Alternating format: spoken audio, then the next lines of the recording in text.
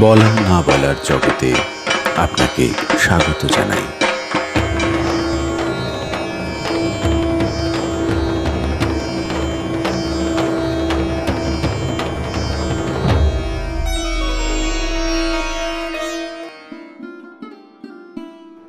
সাধারণ পুজোর সঙ্গে বর্ধমান রাজপরিবারের পুজোর কিছু তফাৎ আছে।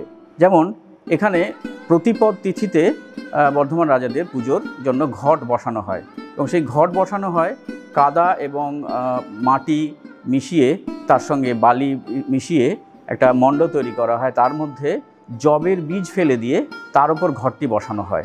নবমীর দিন দেখা যায় যে সেখানে সেই জবের চারাগুলি যথেষ্ট বড় হয়েছে এবং অতি সুন্দর দেখতে লাগে। এই ধারণাটা আমার মনে হয় যে হরপ্পা মহেঞ্জোদারো, যাকে আমরা শাকম্ভরী দেবীর কথা বলি, অর্থাৎ সেই প্রত্নদেবী যিনি প্রথম মাতৃকা মূর্তি, তার যোনিদেশ থেকে শাক বেরিয়েছিল এবং অনাহার ক্লিষ্ট পৃথিবীকে তিনি সেই শাক দ্বারা বাঁচিয়ে রেখেছিলেন, তিনিই হচ্ছেন শাকম্ভরী। সেই শাকম্ভরীর ধারণা থেকেই হয়তো এই বিষয়টি এখানে থাকতে পারে, অর্থাৎ ওই যে জবের বীজ ফেলে তার মধ্যে ঘট বসানো, এই রীতিটা এখানে চালু রয়েছে। প্রতিপদের দিনে ঘট স্থাপন হয় মহালয়ার পর দিন এবং দশমী অবধি পুজো চলে। আর এখানে আরেকটা যেটা আছে, আমাদের ডান্ডিয়া নাচ হয়, গুজরাটি সম্প্রদায়ের ওরা করে এখানে ওই প্রতিপদ থেকে দশমী অবধি। আর আমাদের অষ্টমী নবমী দুদিন হালুয়া, পুরি, ছোলা ইত্যাদি ভোগ হয় এবং সেই ভোগ বিতরণ করা হয়। নবমীর দিন আমাদের কুমারী পুজো হয়।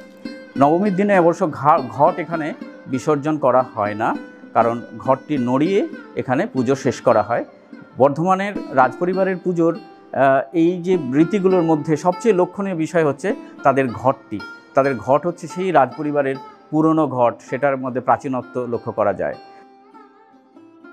আরেকটা বিষয় এখানে বর্ধমান রাজাদের পুজোর মূল বিশেষত্ব হচ্ছে যে এখানে কোনো শঙ্খধ্বনি হয় না। এটা সম্পর্কে জানা যায় যে তাদের যে মত, সেই মতটি হলো যে কুরুক্ষেত্রে যুদ্ধ শুরু হয়েছিল শঙ্খধ্বনির মাধ্যমে, সেই জন্যই এখানে শঙ্খধ্বনির মাধ্যমে পুজো হয় না, এখানে উলুধ্বনি দেওয়া হয়। আর তাছাড়া এখানে বিশেষ একটা রীতি আছে যে সেখানে একটি কামান রাখা হচ্ছে। সেই কামান দাগার রীতি কিন্তু চালু ছিল বছর 20 আগে পর্যন্ত। 90-এর দশকে সেই কামানটি একবার ওই কামান দাগার সময় কামানটি ফেটে গিয়ে অন্তত 3 জন মারা গেছিলেন, সেই থেকে কামান দাগা বন্ধ হয়ে যায়।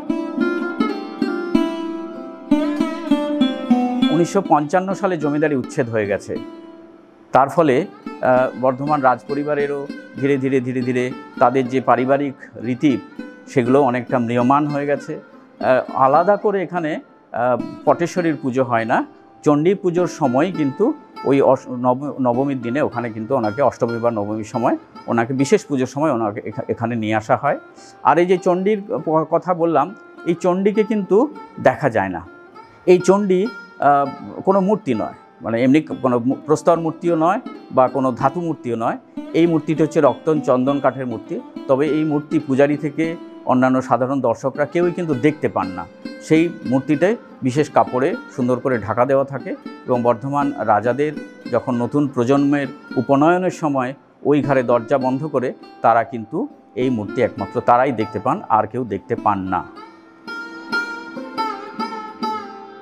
এছাড়া বর্ধমান রাজপরিবারের আরও কয়েকটি দুর্গাপুজোর রীতি চালু রয়েছে।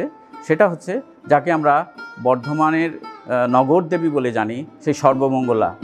এই দেবী মূর্তি কোনো মৃত্তিকা মূর্তি নয়, এটা হচ্ছে ব্যাসাল্ট পাথরের, অর্থাৎ কালো পাথরে তৈরি একটি অষ্টদশ ভুজা, অর্থাৎ 18 হাতের একটি দুর্গা প্রতিমা। ওই কীর্তিচাঁদের সময়, অর্থাৎ 1702 থেকে 1740-এর সময় কিন্তু এই দেবীর মূর্তি প্রতিষ্ঠিত হয় এবং তখন থেকেই পুজো শুরু হয়।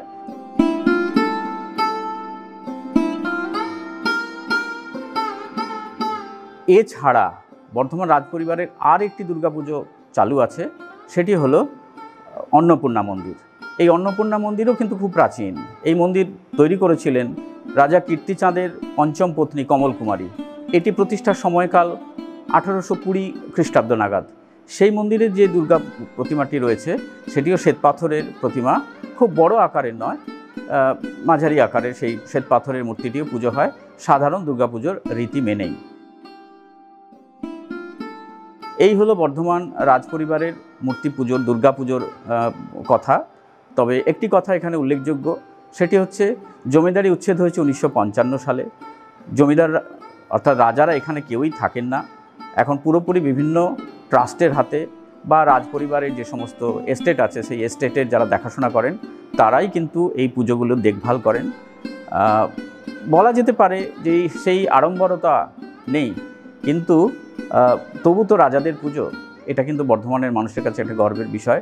বহু মানুষ এখানে সমাগত হন এই পুজো দেখার জন্য। বলা না বলার জগতে এমন নানা কাহিনীর হদিশ থাকছে।